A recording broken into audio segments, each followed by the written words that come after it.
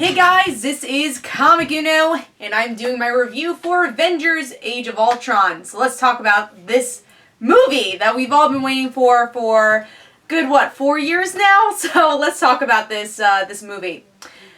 So with the film, we get to see the introduction of many characters. Also, just give you a little warning.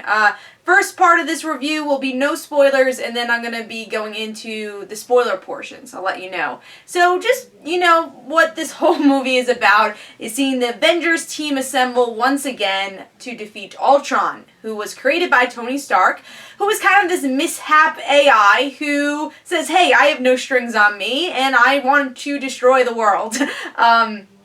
So now the Avengers have to assemble with a few extra members to defeat Ultron, and that's what happens in the film. Initial thoughts, just before I go into spoilers, what did I think about the film overall? I thought it was a fun movie, and not in the way that Avengers was, the first Avengers film. I felt this was a darker film. It was a darker film, but at the same time it had those lighter tones. I thought it had a great balance, and I think Whedon's always a great director for that, and we've seen that in other shows like Buffy that he's been had his hands in. Yes, this is definitely a darker film. It's not all laughs like the first Avengers film. But, it's still a fun film, and we get to see some awesome jokes that, the whole audience is laughing at. And what I enjoyed the most about this film, though, is making characters I didn't really care about in the first film likable. Because you have a lot of character moments. I'm gonna save why we have a lot of character moments towards the spoiler portion of this review. But there are a lot of character moments for a reason, and you see the whole theme of this film is a spoiler, but I don't want to spoil it. You do see what the whole theme is, and it's about the mind, I will say. That is definitely the theme of this film, and it's just about people in general. And you go into the minds of our characters a lot, and I'll say one character that impressed me that I really did not like in the first film was Hawkeye. I, again, didn't like him, but the things we saw with this film and some added backstory, I enjoyed Hawkeye's character. I won't say he's my favorite character, but I enjoyed his character. Let's talk about the villain. Let's talk about Ultron. Ultron himself. I thought he was a good villain. I think the problem with Ultron, I love Ultron and his dialogue. That's something I loved about Ultron. But if I had to nitpick, the problem with Ultron was kind of his motives. It felt that obviously every villain's like, oh, I just want to blow up stuff. And that's really what Ultron's there for. He's created, let's blow up stuff. I kind of want to see a bit more motive. I know he's just an AI, so how do you get more motive? I don't know. I wanted a little bit more density there. So there's a lot of moving parts in this film, and I would want a little bit more concentration on Ultron as a character. That was a mini complaint, but still enjoyed Ultron to the fullest. And I do like Ultron. I don't know. I want to say, do I like Ultron better than Loki? I liked Ultron better as a villain, but I like Loki better as a character. I'll give him that. And also Loki had a lot more movies than Ultron. So those are my initial non-spoiler thoughts. So if I'm going to rate this film, I would give Age of Ultron 4.5 stars. I do have some nitpicks here and there, which I'm going to go into a little bit more towards the spoiler portion. But the new characters that were introduced were fun. I think they did it well. And the older characters that we know and love get a lot better treatment in this film, character-wise, than the first one. And now everyone's a team, and you get to see this friendship and this bond come together. Alright, so let's go into the spoiler portion. Now we're into spoilers, so if you haven't seen the film yet, run away now. Or if you want spoilers, of course, you can stay. So here is my spoilers here. One thing I want to talk about, let's talk about the Infinity Gems. That's definitely an important part of this film. I really like that they used the Mind Gem with Vision, and I liked what they did with Vision as a whole. I liked it wasn't just Jarvis as a person. They definitely made it in between, like, oh, what happens if Ultron was a good person? And I like that they kind of gave a little nod that Scarlet Witch and Vision had a thing, because Vision's the one who saved her. So maybe that's just my comic book mind thinking that, but I was like, maybe they gave us a little nod that Vision and Scarlet Witch will have, a bigger relationship in the future. But yeah, Vision was a pleasant surprise, I thought. I won't say he's my favorite character. I think he does need some development, but I liked how they used the mind gem, because this film is very much about the mind, and Ultron himself, is all about, oh, everyone's puppets. We gotta destroy everybody to create a new world. And he doesn't believe in individuality. Now you go to the character moments in this film, it's all about individuality, which I love. And that's why I like to see in a team type movie, because I'm personally more a fan of solo character films, because you get into the mind, you really get into what makes these characters tick. And I thought with this Avengers film, you get to see that a little more. Natasha is a big example, learning about her past. Thor was okay. His past was like, oh, you just did that to get to the Infinity Gems, which I thought was a weird transition. But then you have a really cool Peggy scene with Captain America, which I think you get a lot more from if you watch the Peggy Carter miniseries on ABC. So it was very cool to see those mind frames, and also Scarlet Witch being a part of all that. So let's talk about the other two new characters, Scarlet Witch and Quicksilver. I'll say the first half of the film, I wasn't impressed with them. I was a little scared because I like Scarlet Witch as a character. Quicksilver I think is okay, but I was scared. I was like, oh, you're really doing the same thing you did in the first one. You make one of the heroes a villain and then you make him a hero in the end. That felt a bit repetitive. But I liked Scarlet Witch especially here.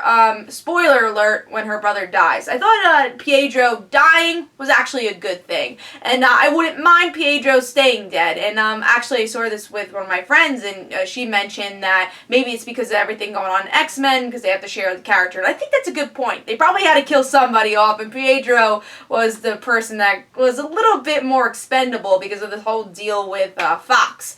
But I thought it gave good motivation for Scarlet Witch, and also this devastating past in a way. I feel like with Scarlet Witch is always something devastating going on with her. She doesn't have a happy life.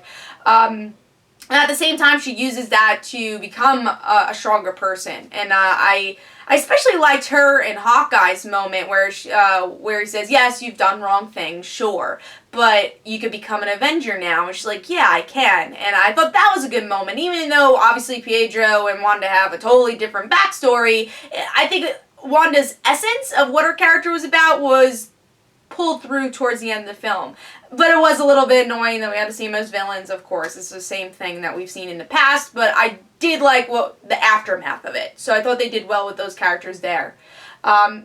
So yeah, I enjoyed them towards the end of the film. Talking about Hawkeye, I do want to talk about Hawkeye.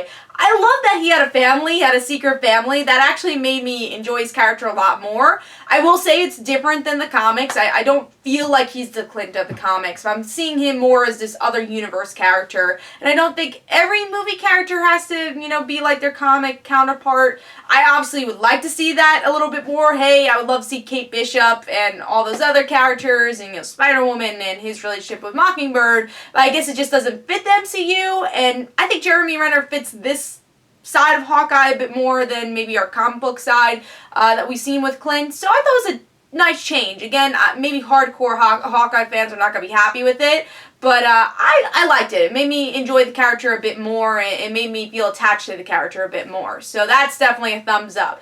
I won't say, I think Jeremy Renner is the best Hawkeye. I don't, but I like this version of Hawkeye the most so far. Definitely more development there. Nitpick, I would say Natasha and Bruce having a thing with each other. I liked it, but also I feel it was forced a bit, the relationship. In the end, it's like, oh, I don't have Hulk with me. I like the counterparts, the parallel of, this calm guy, Bruce Banner, obviously becoming the Hulk, and then Natasha being the only one to be able to calm him down. And I like that. Chemistry felt a little forced, so I will give that to why did you need that relationship. I guess to show the connection between the team a bit more, but I don't know. I feel like it was a bit forced.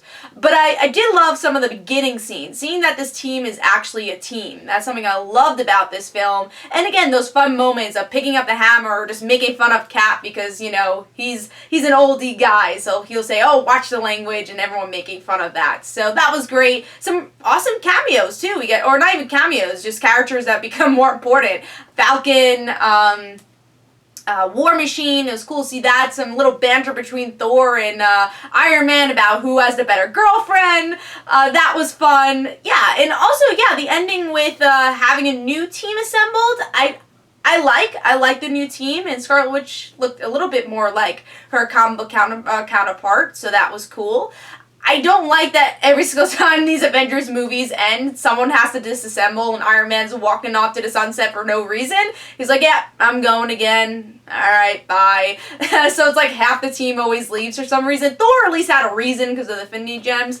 Iron Man, I thought, just left because, like, hey, alright, it's over again, let's go. I just kind of wish the Avengers could just be there together and just be the Avengers and say, hey, yeah, we are an active team off screen.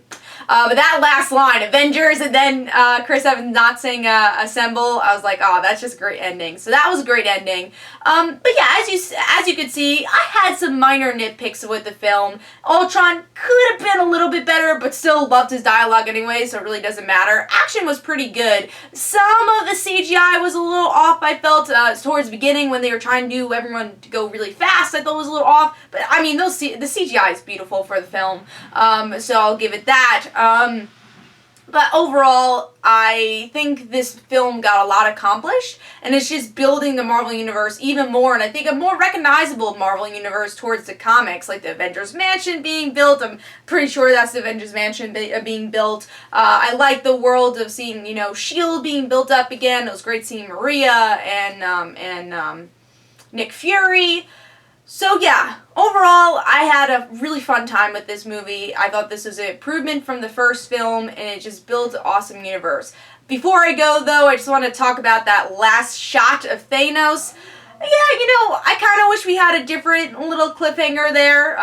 We all knew it was happening. It's still, you know, that geek moment. Of course, they have the Infinity Gems and now the Gauntlet. But I wanted a little bit more, like that shock value of Thanos the first time with the Avengers movie. I wanted another shock value here. But I will mention the reference of Wakanda was pretty cool because we know Black Panther is coming. I want a reference for Captain Marvel soon. That's what I'm waiting for. But yeah, overall, very cool film, and I had a blast with it. So yes, enjoyed it. Of course, go see Avengers Age of Ultron. These are all my opinions, and this coming Thursday, we're going to have a special Media Madness talking about all things Avengers. I don't even think we're going to be doing news that week, so it's just going to be all Avengers. Big panel for that. We have Mike Real School, Joe from Agree to Disagree, Tony from Black Critic Guy, Rob from Other Robert, and me and Jay. So it's going to be a all-star crew here. Very excited about that. So be sure to check that out Thursday, 10 o'clock p.m. Eastern Time. Hope you guys enjoyed. This is Comic Uno. Let me know what you thought about the movie in the comments below. Don't forget to follow me on Twitter. Don't forget to like my Facebook page. Also, in the description below, there's links for my comic book, Like Father, Like Daughter. And don't forget to like the Facebook page of Like Father, Like Daughter. I'll see you guys later. Bye.